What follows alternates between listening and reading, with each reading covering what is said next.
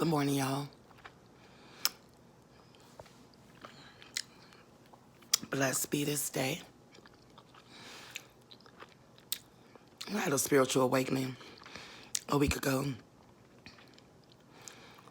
on Thanksgiving. Everything was happening.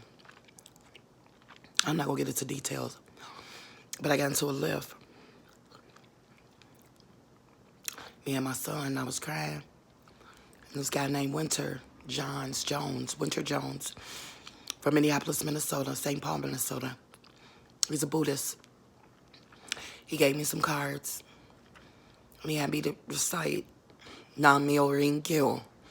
Nam Myo Ring Kyo. I said, oh, man, I'm crazy. I don't think none of it.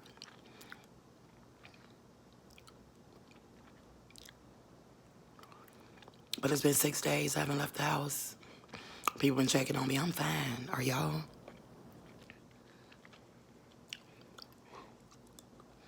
I love y'all.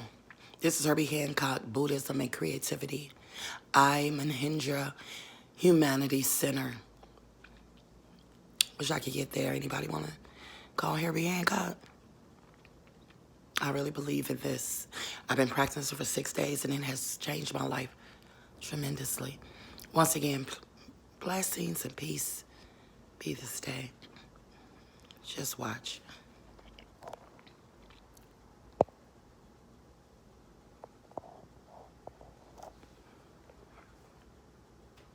Point, and things were flowing. The so-called, good nights. And the main reason that I entertained that idea was due to an experience I had in Seattle with the maestro of the bass, Buster Williams, who was a member of Humanities, my avant-garde space band, that depended so much on the intuition and empathy of the musicians, where a lot was left out in the moment and what I believed at the time. Well, one Thursday evening, after our gig, a fan invited us to several parties. Since we were all Hope you guys can see. guys who wanted to have fun, This is very we all profound. got out and painted the town red, every other color in the crayon box. We eventually hauled ourselves slowly back to the hotel and had at the most 2 hours of sleep. At the club, no one felt like playing. But it was a Friday night. The place was jam-packed. So we dragged ourselves onto the stage, and although we had some energy, it wasn't nearly enough. My initial thought was that I was going to pass the buck since I didn't have it in me to set the pace. So I called an uncharacteristic first tune called Toys. That begins with a solo bass intro. Now, the acoustic bass is the softest instrument in the band. And it was an odd choice to open up the night with this tune, Toys. Buster started improvising, and I couldn't believe my ears. Previously unheard of sounds were coming out of his instrument. He also employed some new techniques that looked physically impossible. Check this out. His hand was moving up the bass. 2 fingers were trilling 2 different strings. His pinky was sliding up the 3rd string. And his, sliding up the 3rd string, right? And the thumb was sliding down the 4th string, right? The bass neck was on his shoulder. All 5 fingers were on the fingerboard, right? He's got I don't have any fingers, guys. Anyway, after hearing and seeing him perform this feat once, I was amazed. And then he looked up the neck of the bass, and he did it again. Amen. Wow. The audience went crazy, and all eyes and ears were Wish I was concentrated there. on his every fantastic move. Mm. Then I Praise felt God. myself waking up. The band finally came in to play the melody, And I could tell by the way the band hit that they woke up too. We wound up playing this magical, spiritual set that felt like an adventure, a journey going in several directions. At the end of the show, people rushed up to the stage, many of them in tears. And for the first time, I heard the crowd say that they hadn't really heard the music, they experienced it. After the show, I took Buster back to the dressing room and asked him about this new philosophy or something that I heard he was exploring. And if you could make him play the bass like that, I wanted to know what it was. Actually, his eyes lit up. And he told me he'd been chanting for a way to tell me about it. Oh. And at that moment, Oh. it occurred to me that the only real way he could reach me was through the music. Through the music.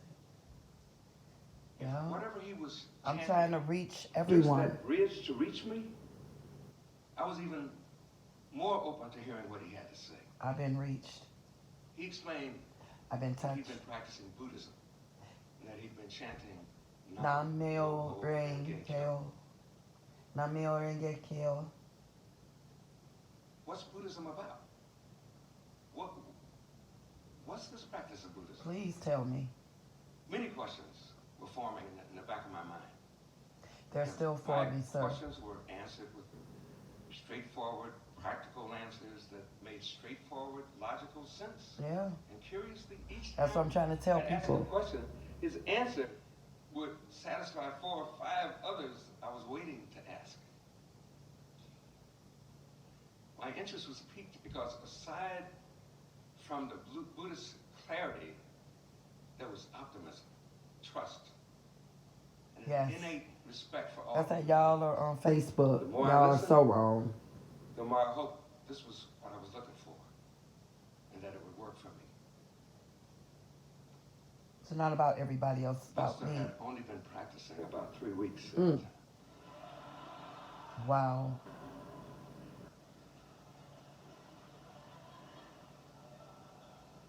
It's remarkable. Our short discussion was exciting and exhilarating.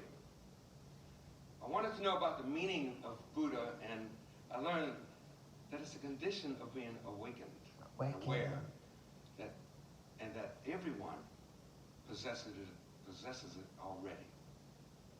I learned that Buddhists believe life is eternal, meaning it has no beginning and no end. Now, ever since I was 10 or 11 years old, I believed that life had no ending. But it never occurred to me that life had no beginning.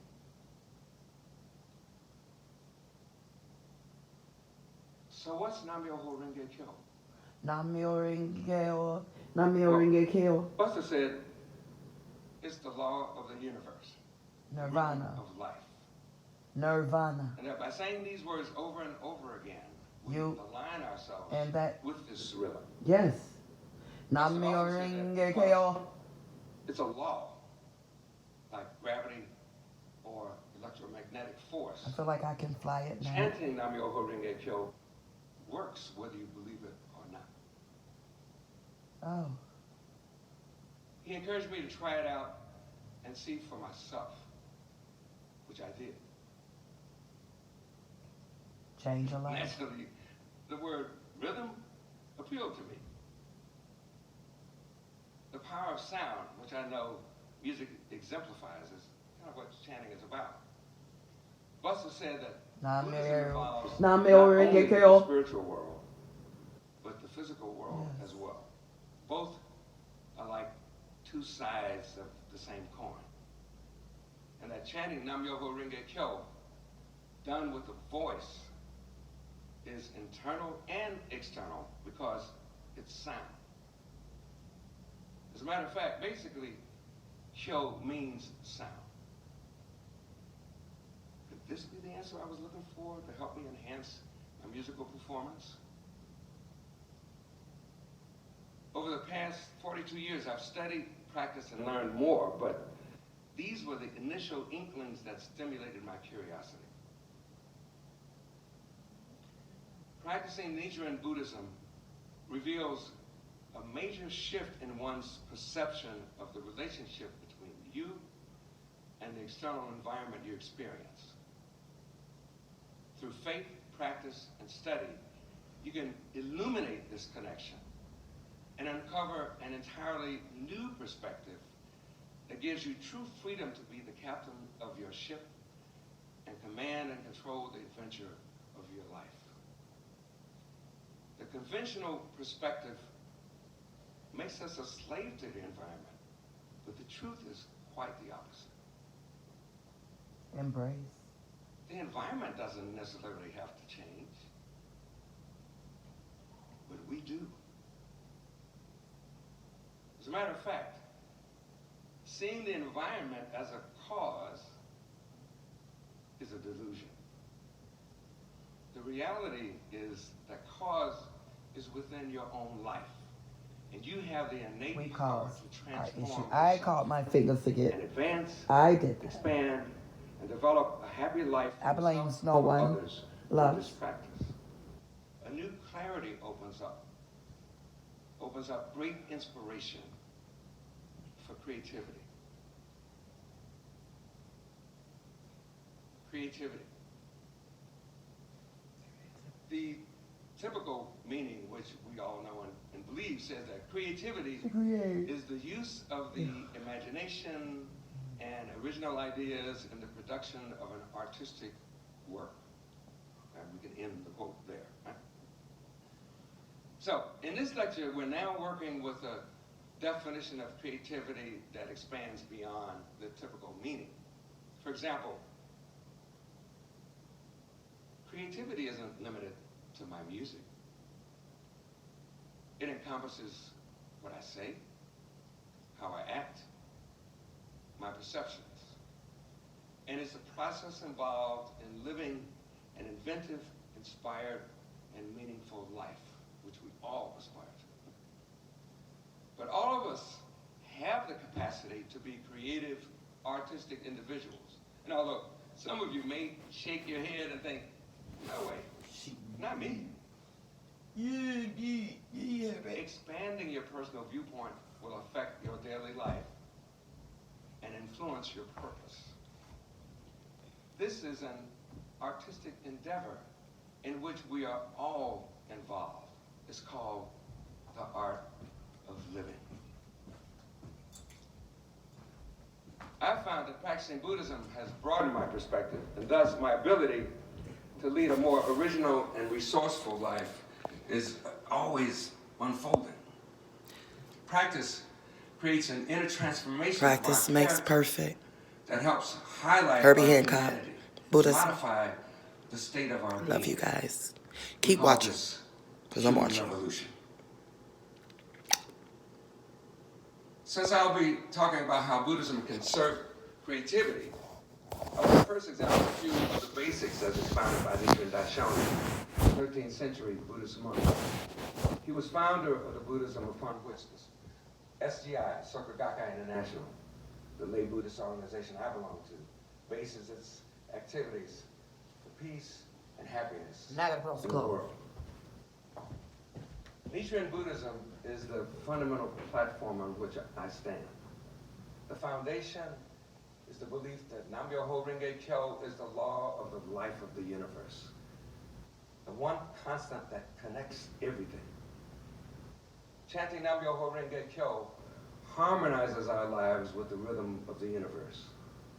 This law was revealed by Nichiren Daishonin in the 13th century, and its recitation is the practice for attaining enlightenment. He also established the practice of reciting excerpts from the Lotus Sutra in a daily ceremony we perform in our homes called Gongyo. So let's break down the words in that law. Nam comes from a Sanskrit word namus. It's a devotion or fusion of your life with the law. Myoho means mystic law. Mystic because it includes the things we don't yet understand as well as the things that we do understand. Renge is lotus, representing simultaneous cause and effect. Why? Well, the lotus flower is really beautiful, and it grows in a swamp. But its seeds, the cause, are right on top of the flower, the effect. This is why it represents simultaneous cause and effect. Life is not easy, especially today. And I'm sure we can all agree, we live in the muck and mire of a difficult world. At the same time, there's an undeniable beauty to the essence of life. And we all have an infinite capacity to create a beautiful life and manifest the light of advancement by turning poison into medicine. Well, what does simultaneous cause and effect mean? It means that the effect is inherent in the cause, but it may take some time to manifest. Kyo literally means sutra or teaching. But on a deeper level, it's expressed through the sound of one's voice, sounds and vibrations. It encompasses one's awakening to a true understanding of the law. This is wisdom. You know, we have a lot about information and knowledge these days. When's the last time you heard the word wisdom? I haven't. There's a huge difference between knowledge and wisdom. A person with a lot of knowledge can be smart. But a smart person isn't necessarily wise. My phone is smart. But I wouldn't want it to make serious decisions for me.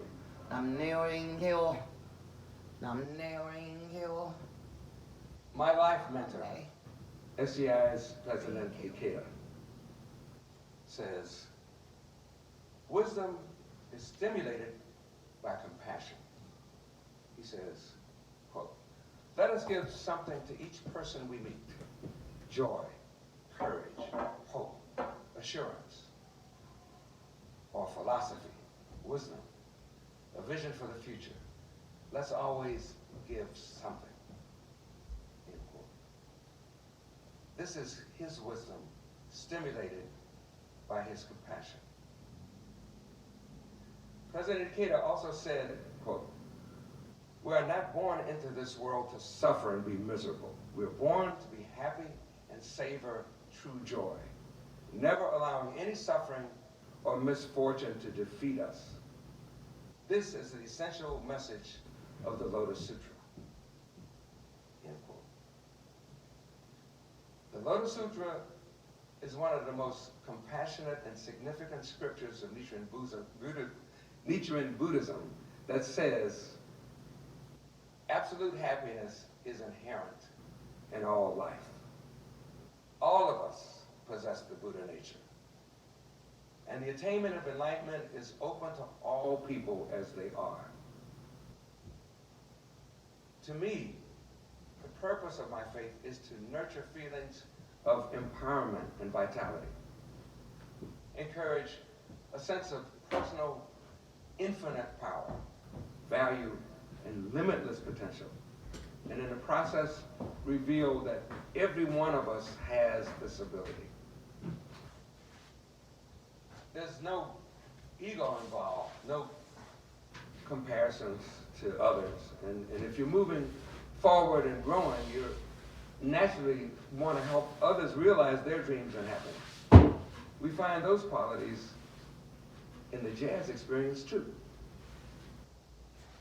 Every human being experiences suffering. And one of life's pivotal challenges is how to turn a negative experience into something of value. When you fall into the ground, use the ground to get back up again. Here's a personal example. Michael Brecker. All y'all that Remarkably shun me talented and respected that's not a saxophonist. believer, Perhaps I you heard hope him you play are a in jazz believer groups now. or God recordings bless. or performances God with bless. Mitchell, Frank Sinatra, Paul Yeah, Simon, and a host of others. Nam Caught him ne playing with ring the ye Saturday Night oh, Live band. nam One ne time, ring he ye was a member of my band, oh, who became very nam close. ne ring ye oh. 2004, he was diagnosed with a blood disorder, myelodysplastic syndrome. And despite a widely publicized worldwide search, he was unable to find a matching stem cell donor, and a subsequent experimental partial transplant failed to save his life. Before he was diagnosed, and while we were on tour in 2005, I invited Michael to chant with me. And although he declined, he said he tried one time before the end of the tour. Then he discovered this blood disorder. And after receiving the diagnosis, gradually his faith in life diminished, leaving him with a feeling of despair. One afternoon, toward the end of the tour, Michael did gongyo and chanted with me. And he enjoyed it. Soon, he became a member of SGI. At home, he would often chant with his son, Sam. While his health was deteriorated, the strength and joy of his music intensified. Go figure. He was an inspiration to me, his family, and worldwide fans. A few months later, he put together a group of top jazz musicians that I was privileged to join. It included Pat Metheny on guitar, Jack DeJohnette on drums, John Patitucci on bass, and Brad Meldo also on piano. During a break in the recording session, he and I met in the lounge, and Mike thanked me and told me that through practicing Buddhism, his faith had been restored, and he found a new purpose in life that went way beyond his music. He and his wife organized a series of bone marrow drives throughout the world, encouraging the people to get tested and join the International Bone Marrow Registry. By making his illness known, he raised an enormous amount of money for testing. And although unable to find a match for himself, he signed up thousands of donors, many of whom were a match for others with this dreaded disease. Numerous lives were saved because of Michael's actions through his profound revelation. Michael's actions epitomized the meaning of Buddhism by displaying the value of his humanity, not just the value of his magnificent musical ability. He transformed society through transforming himself. Transformational wisdom, human revolution. At his memorial service, we set up a temporary Buddhist altar, and Wayne Shorter, Buster Williams, and I, led by Mike's son, Sam, chanted along with the audience for about 5 minutes. And this felt complete because, as I mentioned, it was Buster Williams who introduced me to Buddhism decades earlier, which introduced me to my true life mentor, Daisaku Ikeda. The importance of having a mentor can't be overstated. And this mentor-disciple relationship of sharing and learning in Buddhism is essential. It's also important in jazz, which I'll explain later. Okay, what are the attributes of a true mentor? person of honorable behavior, a teacher whose hopes and dreams you aspire to, a person of courage and respect, who is an excellent example of the qualities you want to emulate through your own individuality. And I quote the SGI study guide. We need to learn from the teachings and example of an excellent teacher or mentor who is thoroughly dedicated to correct Buddhist practice. What qualifies a mentor in Nichiren Buddhism is lifelong commitment to the happiness of all people through the spread of the mystic law, and dauntless action to fulfill that commitment in the face of all obstacles and opposition. This relationship is based on sharing the same vow as the mentor to relieve the suffering of all people and continuously taking action toward that end. In striving to develop and act upon that vow, we break through the constraints of our weaker, lesser selves and develop our greater selves, our true selves that regard the happiness of others as our own. End quote. Even within the various spheres of life, the mentor-apprentice model applies.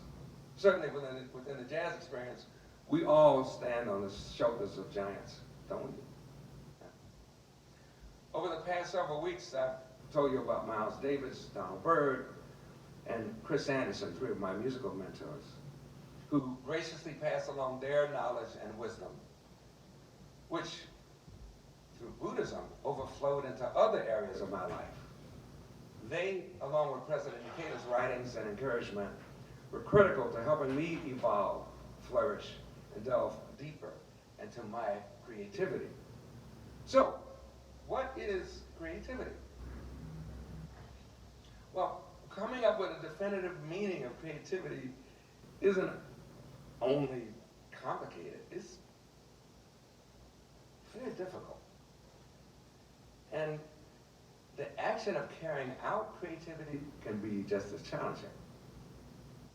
Often creativity is a word associated with individuals from the cultural world of the arts, as though these mere mortals are the chosen ones. But with these constraints in mind, and recognizing that creativity transcends this concept, I'd like to submit to you this afternoon a few of my ideas about characteristics of cultural artistic creativity. The list could be endless because creativity is in the eye. My phone's ringing. Be First blessed. up,